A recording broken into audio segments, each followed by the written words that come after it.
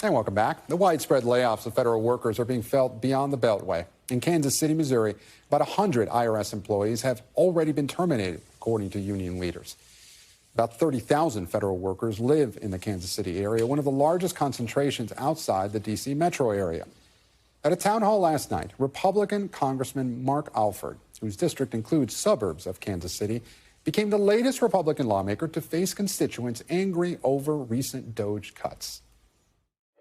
And joining me now is Kansas City's Democratic Mayor Quinton Lucas. Mr. Mayor, thank you so much for joining us here on Meet the Press Now. And I want to start with Republican Congressman Mark Alford's contentious town hall last night. He continued to support DOGE's cuts, even going so far as to say God has a plan for fired federal workers. So do you think anger at events like these will have any effect?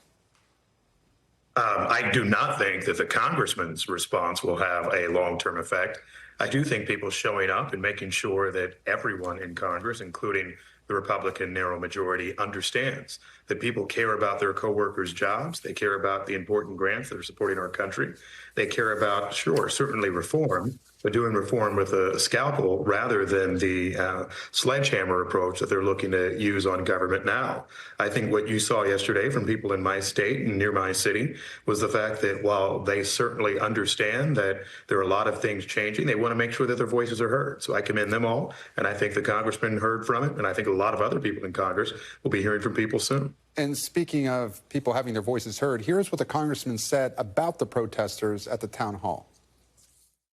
The unfortunate thing is that this was organized protest, I think, from some outside agitator groups. We are not losing support. We are gaining support. My district is firmly behind what President Trump is doing and what DOGE is doing to right this ship. What's your response to that, Mr. Mayor? So the congressman and I share some constituents, not a lot, but I think everyone is saying, wait a minute, do you need to do all of these steps?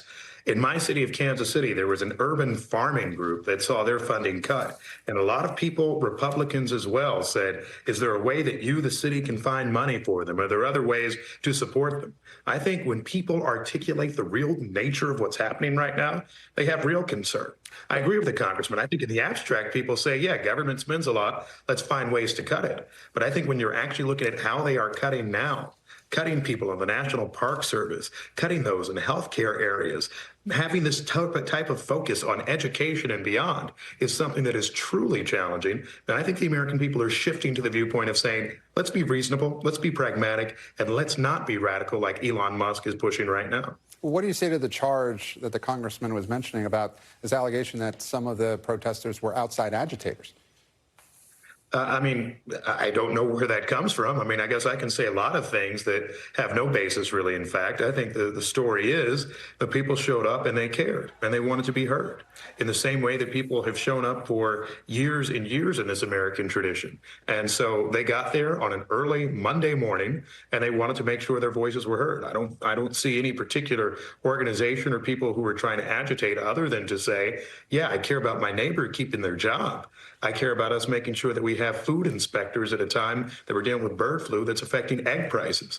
Those are the sorts of things that people are caring about. And I don't think that there is some large Occupy Wall Street 2020 protest organization. Instead, what you're actually hearing is more organically from the American people and people in places like Missouri that would 18 points for President Trump, but still have concerns with what's happening now.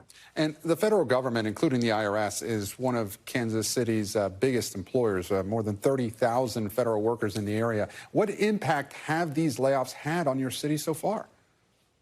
So I think the first thing that you see is the fear that they're creating for American workers. A lot of people who go to work to do good, honest jobs. I've heard about cuts at the FAA here, the Department of Transportation, certainly at the IRS, with up to 1,000 employees getting cut. These are people who are actually just trying to support their families. And that's why you hear people making noise and concerned for all of them. I think the next thing you hear, though, is from the American people who are saying, wait a minute, you know, we thought some of these people were Trump voters.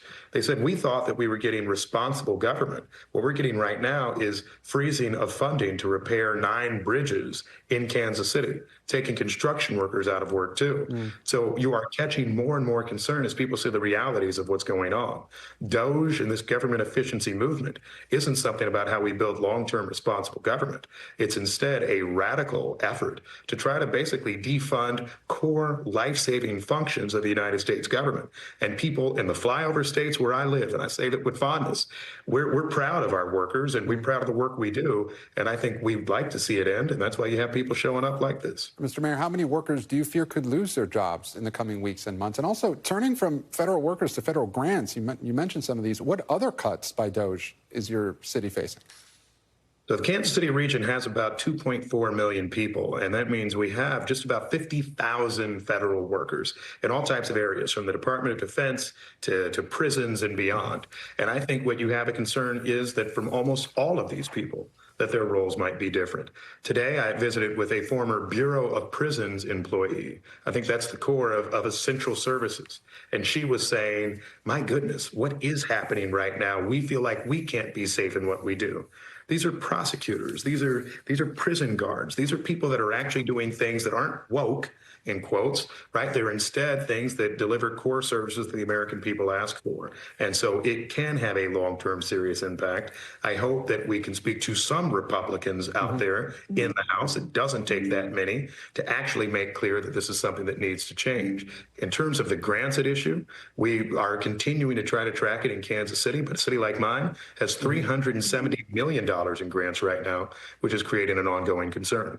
Now, Mr. Mayor, some of the national conversation right now is what Democrats should do in response to all this. James Carville says that Democrats' best course of action right now might be no action. I want to put up something that he writes in the New York Times. He says, it's time for Democrats to embark on the most daring political maneuver in the history of our party. Roll over and play dead. Allow the Republicans to crumble beneath their own weight and make the American people miss us. Mr. Mayor, is that a viable strategy? With respect, it's not. I mean, I have the greatest respect for James Carville. I do think it's certainly important for people to allow Republicans to make mistakes. But look, you never win by not being in the arena. And so I think we need to continue to amplify the real world impact. Now, something I shared the other day is the real world impact isn't just saying that these departments are cut or trying to explain foreign aid. That is the sort of place where James Carville is right. But I do think that what Democrats need to say is these are the number of people in my district or in my city who are losing jobs. These are the millions of dollars, or in some cases, several $1,000s that's being taken away from people. In my city, food that is going to mothers of young children, largely single mothers and kids who need healthy food. That's what's being cut. That's the sort of thing that you share and I think is relatable, rather than just playing dead or rather than just saying a whole bunch of things that nobody's really tracking. Mayor Quinton Lucas of Kansas City. Mayor, thank you so much for your time. Thanks. Thanks for watching. Stay updated about breaking news and top stories on the NBC News app or follow us on social media.